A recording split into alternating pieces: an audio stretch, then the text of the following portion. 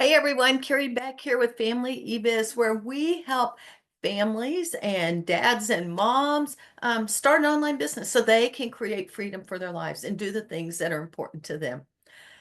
Today, we're going to be talking about creating products. And some of y'all already have products. Are they selling? Are they not selling? If they're not selling, excuse me, maybe you need to go back to the drawing board and go back and do research. So I want to do is talk about 4 steps to creating a product that will really sell. Before we do that, if you have not subscribed to this channel, would you please click subscribe wherever you are listening or watching this? And that will get this message out to more and more people who are looking for freedom in their lives, freedom with their family. And some of y'all aren't family. Some of you are just individuals that are out looking to get out of the rat race. And I understand it. So this is really a foundation where I think you begin a good foundation to create a product that will really sell. I'm going to start with my story. So when I started, I just created whatever I wanted to, whatever I thought would help my homeschool. We're going to talk about homeschool moms, not necessarily. I have products in Family eBiz, yes, but we're going to talk about my homeschool niche. And one reason I do that is so that you know I'm not just saying do this and I'm trying to make money in the make money niche. This works in different niches, whatever you want to call it. It works in all areas. So my mistake, and don't make this mistake, is I would go and spend all this time creating a product. It could be an ebook, it could be a workshop, it could be a video, an online, an audio, it could be all sorts of things, a whole course, bundles, um, and whatever I thought was helpful, I made. But you know what? Didn't always make very many sales. And that's the problem. Too often we go out into the world and we're like, this is great. And one of the reasons is you truly have a passion about it and an expertise about it. And so I had to really rethink. And y'all know I'm a big DCA, Digital Course Academy proponent and believer. And so I will say, even before I took that course 3 years ago, I was doing some of these things to quit making the same mistakes. I wanted to know what my people wanted, and I wanted to know what would solve their problems. And just because I thought it didn't always mean it would really work. So we're going to go through 4 steps. First of all, you do need to sort of look at yourself. What are you passionate about? And what is your expertise? What are you strengths? You can take that and turn that into an asset that you can actually sell. You need to be able to brainstorm through some of these. And one of the things I really encourage is to make a whole list. If you're just starting out, make a list of things you're passionate about. Go back and circle the ones that you feel like you have expertise. And that will begin, and some of you are already past that because you already have a business, you know the area you're moving forward in.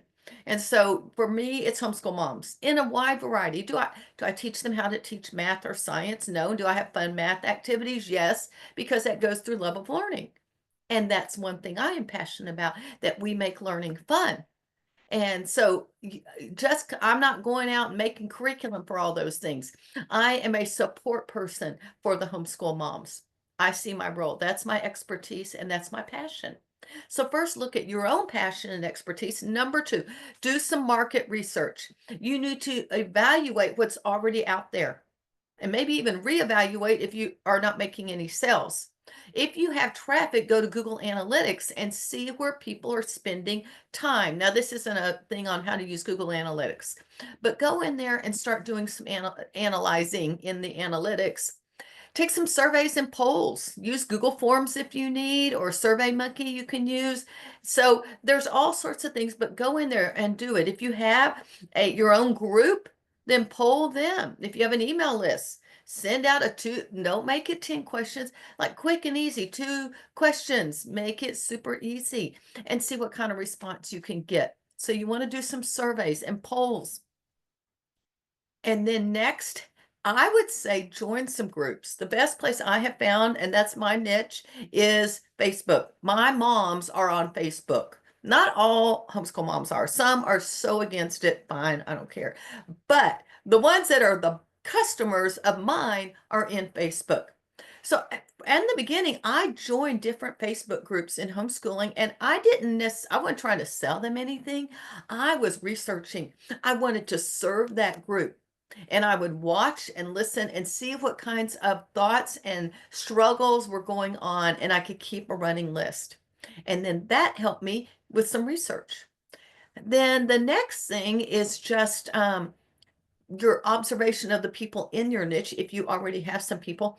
And then finally, I would encourage you to go somewhere like Amazon, maybe Etsy, depending on what your market is, eBay.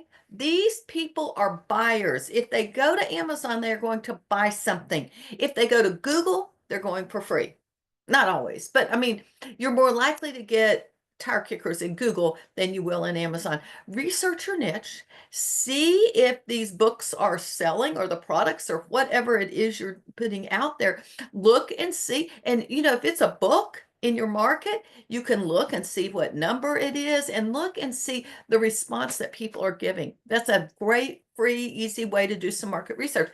Do the same thing with Etsy if you're in the market that Etsy puts things out, or do the same thing with eBay as well. So passion and expertise, market research, interviews.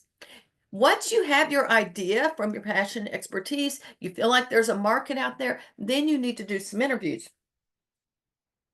This is where, if you do have some customers, you go in and interview them and you ask them open-ended questions. If you don't have customers and you're just starting out, you need to find people that you know are in that niche and then ask them questions.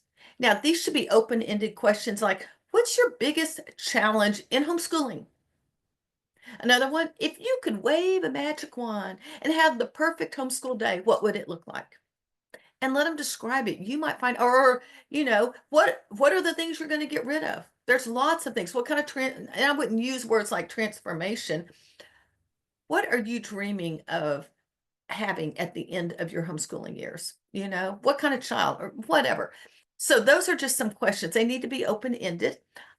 In these interviews, I would do it by recording, whether that's a face-to-face coffee chat that maybe you meet someone there or you get on Zoom and you have it. You don't want to be taking notes, because if you're taking notes, then it's harder to pay attention. That's your job. Pay attention and listen. And the reason I say this is when you are talking and having a conversation, it's going to look different than if you just went and sent them these 2 or 3 questions. So you're going to find out some things as well. So if you get people and they start to verify that, yes, they're interested. Yes, they need this help. Yes, we need that transformation. Yes, I'm willing to pay for it. Then you have a product to get started with. Now, you still may have to tweak and do some things. So, number 1, passion and expertise. If you're multitasking, come back. Passion and expertise. Number 2, market research. Number 3, interviews. And number 4 is USP. If you don't know what USP is, it's your unique selling point. How will you be different and stand out from everyone else in your niche that's putting out a product in that topic? So let's go back to me, homeschooling. I teach people how to homeschool. There's gazillions of courses and books and videos and audios and all sorts of free things. Why would people pay me $197 for a course? Now, this isn't the whole reason. I mean, that's all written on the sales page. Number 1, I give a Christian perspective, so I've already narrowed out a lot of people that aren't going to relate to me. Number 2, I talk about homeschooling with intention and leadership.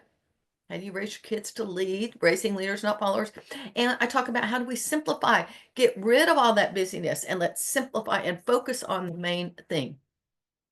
And so those are just a few of the things that make me different. So how do you know you're going to make a product that's going to really sell? Number 1, it needs to be your passion, expertise. Number 2, market research. Number 3, and in there, I didn't mention competition, but you might also look at the people that are your competition and see what they're putting out and see what prices they are selling for. Number 3, interviews of people, either paying customers, that's the best one. If not, people on your list that have taken lead magnets, and if not, people that are in that need for that product. So, passion, expertise, market research, interviews, and USP, unique selling point.